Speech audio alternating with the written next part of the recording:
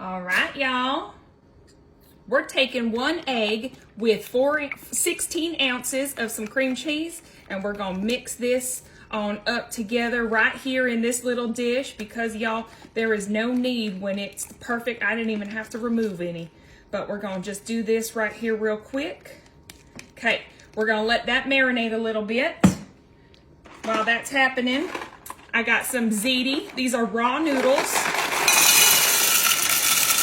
And we're gonna create a nice layer right there at the bottom and get us 2 cups of some ground beef, and we're gonna pour that all over at the bottom.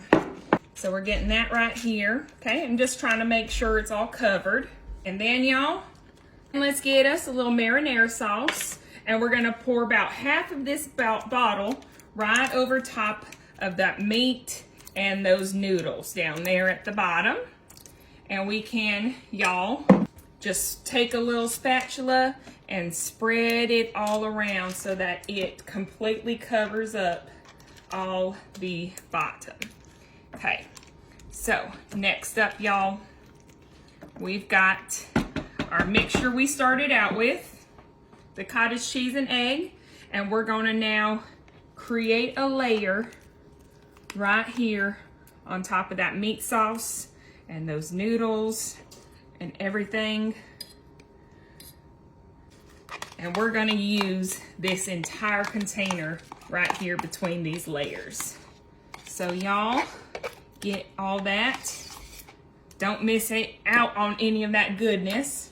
And now spread it all the way around. Actually, let me just use here this little spatula, and that way it can be spread more evenly.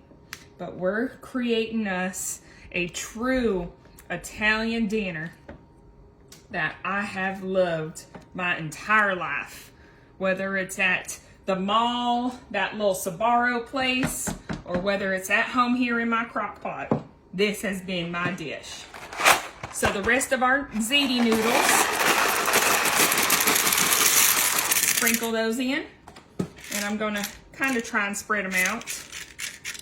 Now, yes, we're only doing 1 layer of the cottage cheese mixture, but 2 layers of the ground beef. So another 2 cups, pour it on over. And y'all, I'm a little heavy on one side today. We're gonna use the remainder of our tomato basil. And then if we need to open up another jar, a little extra won't hurt us. And we're just going to make sure it is all nicely coated because we want this to just cook and be good. So you might as well get y'all 2 24-ounce jars of some marinara spaghetti sauce. Gonna spread this around now. Get all that covered right over. Beautiful. Look at that, y'all. I know, I hate that I made it so pretty because we are now going to coat it and layer it with some mozzarella. And I just chose this kind. I choose whatever kind is on sale, y'all. And today I got tricked. I thought that was on sale, but it wasn't. That's okay, because guess what? I love the way this mozzarella tastes and smells. And that is what does it for me. So right on top, for a little extra pizzazz, we're gonna throw some parsley on. And I had to open up the big section. Look at that. That is just gorgeous, y'all.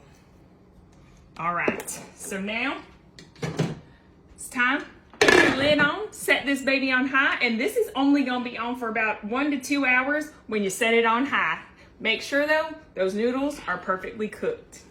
All right, y'all ready?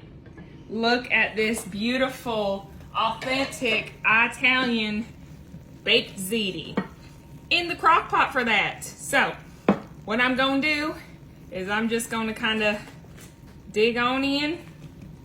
Oh y'all, this is gonna be so good. You know what, we're gonna have to slice this in half, and I'm just gonna have to pull and pray. Oh y'all, look at that. Y'all, those noodles are perfect. Everything is looking so perfect. So right now, time for a little Parmesan. Get that on there. And y'all, I'm having me the best Italian dinner I've had in a long time. All right, enjoy y'all.